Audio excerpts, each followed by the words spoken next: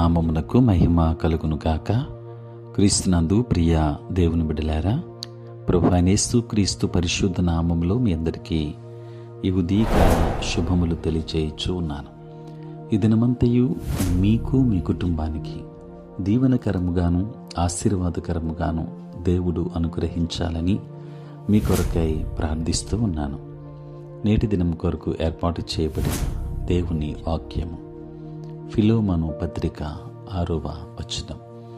క్రీస్తును బట్టి మీ అందున్న ప్రతి శ్రేష్టమైన వరము విషయమై నీవు అనుభవపూర్వకముగా ఎరుగుట వలన ఇతరులు నీ విశ్వాసమందు పాలివారొగుట అనునది కార్యాకారి కావలయునని వేడుకొనుచున్నాను.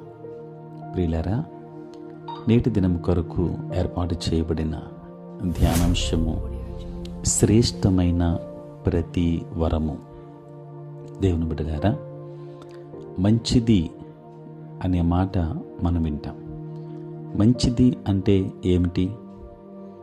ఒక మంచి సినిమా, ఒక మంచి నటుడు లేదా మంచి భోజనం గురించిన చర్చలు సమాజంలో ఎక్కువగా వింటుంటాం.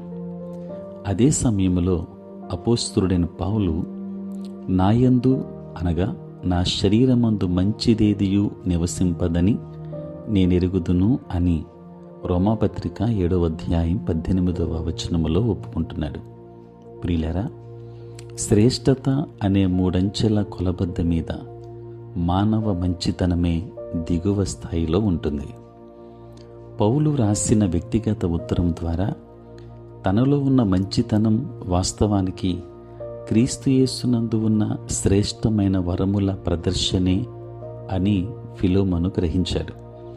తన మర్త్యమైన దేహంలో జీవిస్తున్న క్రీస్తు జీవం యొక్క ఫలితముగానే ఫిలోమనులో కనిపించే ఎన్నో గొప్ప సుగుణాలను బట్టి పౌలు అతన్ని ప్రశంసించాడు. ప్రియులారా, ఫిలోమను జీవితంలో పౌలు చూచిన గుణాలలో ఒకటి అతని ప్రేమ, తన విశ్వాసమును పంచుకొనుట, తోటి విశ్వాసుల హృదయాలకు అతడు విశ్రాంతి కలిగించిన విధానం మొదలైనవి. పరిశుద్ధులందరూ ఆశించదగిన మరెన్నో ఇతర ఆకర్షణీయమైన లక్షణాలు ఇంకా ఉన్నాయి అనడంలో ఎలాంటి సందేహం లేదు. దేవుని బిడ్డలారా, ఇక్కడ పౌలు ఒక చక్కని సూత్రాన్ని ప్రకటిస్తున్నాడు. ప్రతి విశ్వాసి జీవితంలోనూ దేవుడు తన మంచితనాన్ని ప్రదర్శించాలని కోరుతున్నాడు. శ్రేష్టమైన ప్రతిదీ వాస్తవానికి క్రీస్తులోనే తన ఆధారం కలిగి ఉన్నదని గుర్తించటంతోనే అది ఆరంభమవుతుంది. తన శరీరములో మంచిది ఏది నివసింపదని ఒప్పుకున్నప్పుడు పౌలు ఆ సంగతిని గుర్తించడం చేస్తున్నాడు.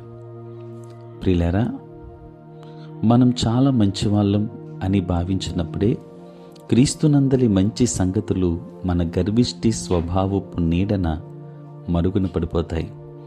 క్రీస్తు సౌందర్యాన్ని కనబరిచే సాధనాలమేనని గుర్తించడం ద్వారా ఆయన మాత్రమే మనలో పుట్టించగల అందమైన సుగుణాలకు అడ్డుపడాలన్న మన దురాశను తొలగిస్తుంది. పౌలు మారు మనస్సు పొందిన తర్వాత అతనిలో వచ్చిన నాటకీయమైన మార్పును యూదయ సంఘాలు గమనించినప్పుడు వారు నన్ను బట్టి దేవుని మహిమపరిచిరి అని గలతీ 1:24లో నివేదించాడు. దేవుని బిడ్డలారా, ఈ మనోహరమైన మంచి సంగతులు మనలో కనిపించడానికి కారణం మనలో నివసిస్తున్న క్రీస్తుపై మనం ఆధారపడినందుకే అని మనం ఒప్పుకుంటుండగా అవి మనలో మన ద్వారా పనిచేస్తుంటాయి. ఇతరులు వాటిని చూడటానికి తాళము చెవి ఈ మంచి శ్రేష్టమైన వరాలు మనలో ఉన్నాయని విశ్వసించి వాటిని ఉపయోగించడమే. దేవుని వాక్యాన్ని వింటున్న దేవుని బిడ్డలారా, శ్రేష్టమైన ప్రతి ఈవియు సంపూర్ణమైన ప్రతి వరమును పరసంబంధమైనదై జ్యోతిర్మయుడగు తండ్రి యొద్ద నుండి వచ్చును అని యాకోబు రాశాడు. క్రీస్తును స్వీకరించే ప్రతి ఒక్కరికి ఆయన తండ్రి యొద్ద నుండి వచ్చిన శ్రేష్టమైన సంపూర్ణమైన వరముగా వచ్చాడు. శ్రేష్టమైన ప్రతి వరమునకు ఆధారం క్రీస్తే గనుక మంచి సంగతులు లేక శ్రేష్టమైన ప్రతి వరము మనలో కనిపించడానికి అందుబాటులో ఉన్న సత్యాన్ని అంగీకరించుదాం. దేవుని ఆ శ్రేష్టమైన ప్రతి వరాన్ని మనం పొందుకుందాం. దేవుడు మిమ్మును మీ కుటుంబాన్ని బహుగా దీవించునుగాక. ఆమేన్. ప్రార్థన. పరిశుద్ధుడని వందనాలు. రాత్రంతా కాపాడారు నాయన. ఉదయం లేచి మిమ్మల్ని స్తుతించే భాగ్యం ఇచ్చినందుకు వందనాలు. ఈ దినమంతా కూడా మీ సన్నిధి మాతో ఉంచండి. నేటి మా పనులలోనూ ప్రయాణములలోనూ పరిచర్యలు మీరే తోడై ఉండండి. ప్రతి ఒక్కరిని దీవించండి. పుట్టినరోజు పెళ్లి రోజు జరుపుకొనుచున్న బిడ్డలను దీవించి నూతన ఆశీర్వాదాలు దయచేయండి. తండ్రి, చదువుకున్న బిడ్డలకు కావలసిన జ్ఞానమునివ్వండి. ఉద్యోగస్తులు, వ్యాపారస్తులు, కష్టపడి పని చేసుకుంటున్న బిడ్డలందరికీ కావలసిన కాపుదలు దయచేయండి. రక్షణ లేని వారికి రక్షణ దయచేయండి. మారు మనస్సు లేని వారికి మారు మనస్సును అనుగ్రహించమని వేడుకొనిచూ ఉన్నాం. నీ సేవ పరిచర్య చేయించిన ప్రతి సేవకుని దీవించండి. సార్వత్రిక క్రైస్తవ సంఘాన్ని మీరు ఆశీర్వదించమని, ఈ దిన దీవెనలతో నింపమని యేసు నామములో ప్రార్థించి వేడుకొనిచున్నాము తండ్రి.